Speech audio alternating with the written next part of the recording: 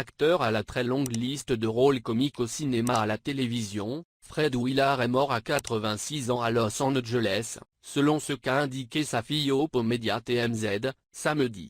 Mon père s'est éteint très doucement la nuit dernière à l'âge fantastique de 86 ans, a dit Hope Willard.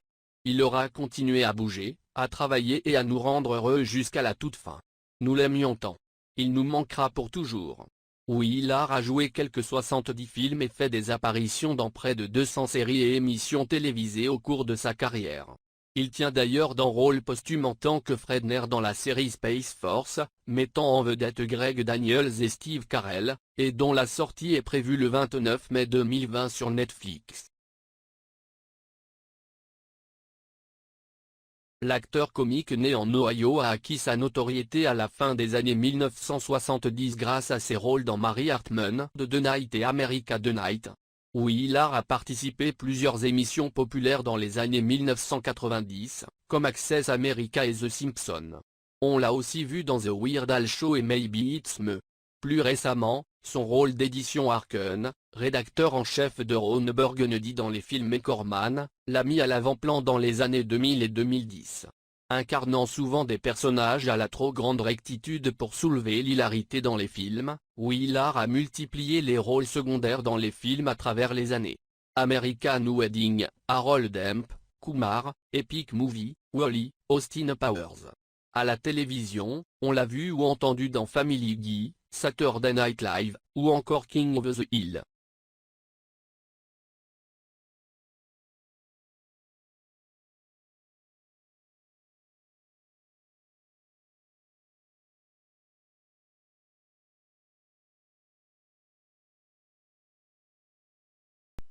Hope est la seule fille de Fred Willard, mari de feu Mary Willard, décédée en 2018. Il y a 15 ans, le film CRAZY prenait l'affiche partout au Québec et remportait un succès instantané qui a permis au cinéaste, Jean-Marc Vallée, et à ses acteurs, Marc-André Grondin et Michel Côté, de faire le tour du monde pendant plusieurs mois. On a surfé sur une maudite belle vague, se souvient le réalisateur en entrevue. Ça a commencé au Québec avec un succès au box-office.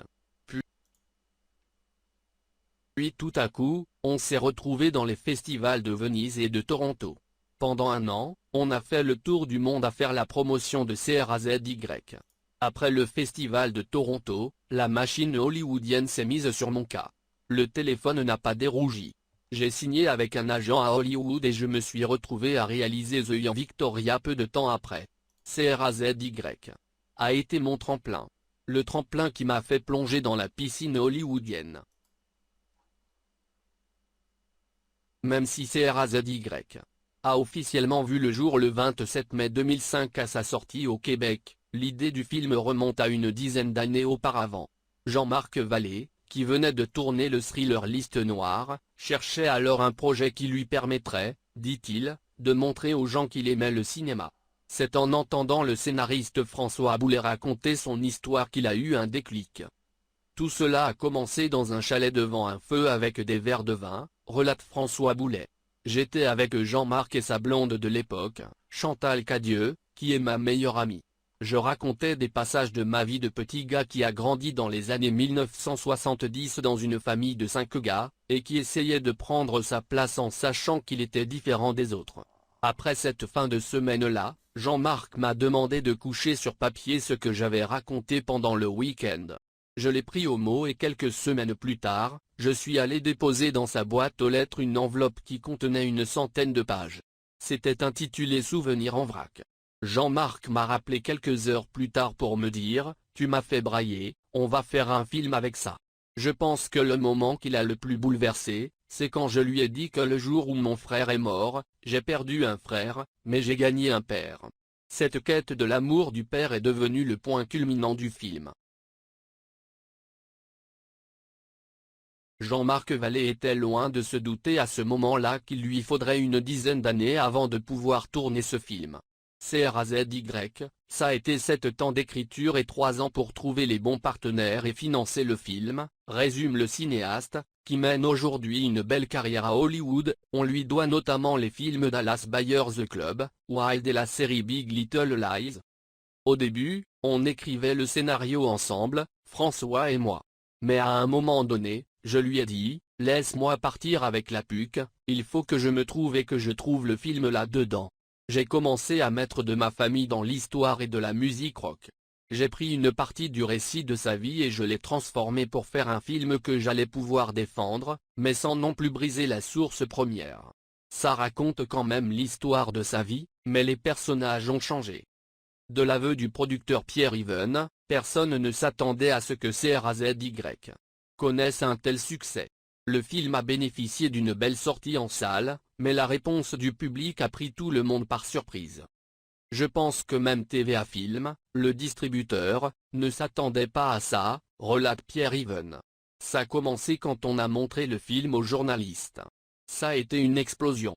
Puis, à la première, au cinéma impérial, le public s'est emparé du film.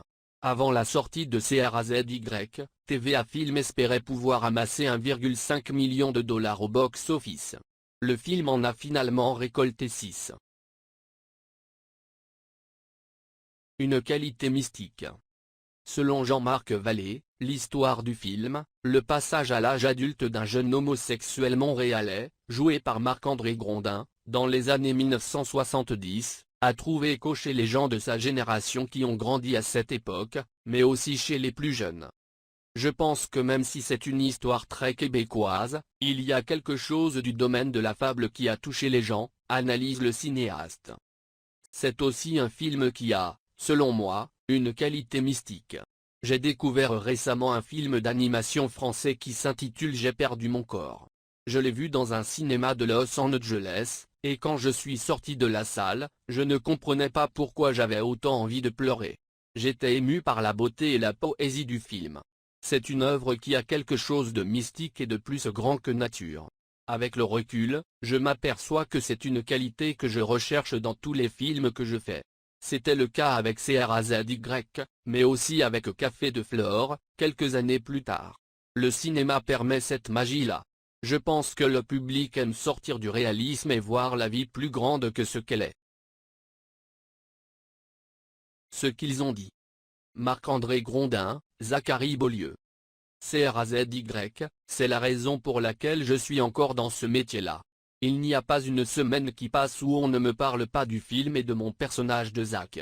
Pendant plusieurs années, j'ai eu des témoignages de gens partout à travers le monde, qui m'ont raconté des secrets de famille pour me dire que l'histoire de CRAZY, c'était aussi celle de leur vie. Une femme en Norvège m'a même déjà dit que sa mère faisait des grilles de cheese avec un fer à repasser comme la mère dans le film. Michel Côté, Gervais Beaulieu. Quand on est allé présenter le film partout à travers la province, il y avait toujours à la sortie de la salle un gars qui venait me prendre le bras et me disait avec de l'émotion dans la voix, « J'ai un téléphone à faire demain ». Autrement dit, il venait de décider en voyant le film de renouer avec son fils homosexuel. CRAZY a fait beaucoup de bien, à plein de monde. Daniel Proulx, Lauriane Beaulieu. Dès la lecture du scénario de CRAZY, j'ai vu le film dans ma tête. C'est rare d'avoir cette sensation-là. L'écriture était très visuelle, et le texte était accompagné d'un CD avec toutes les musiques qui allaient imprégner le film. Il y avait même la description des plans de caméra. On pouvait déjà imaginer le film. On veut redonner le film au public. Difficile à trouver depuis quelques années, notamment sur les plateformes de visionnement en ligne où il est toujours absent, CRAZY devrait avoir droit à une seconde vie au cours des prochains mois. Le producteur Pierre Even a en effet confié au journal qu'il travaillait actuellement à régler les derniers détails pour pouvoir relancer bientôt le film sur les plateformes numériques. Le but est de redonner le film au public, souligne le producteur. Il y a quelques années, on avait été très heureux et honoré que CRAZY ait été élu le film préféré du public pour les 15 premières années du Gala Québec Cinéma, anciennement appelé Gala des Jutras. Là, on veut que les gens puissent le voir et en profiter encore.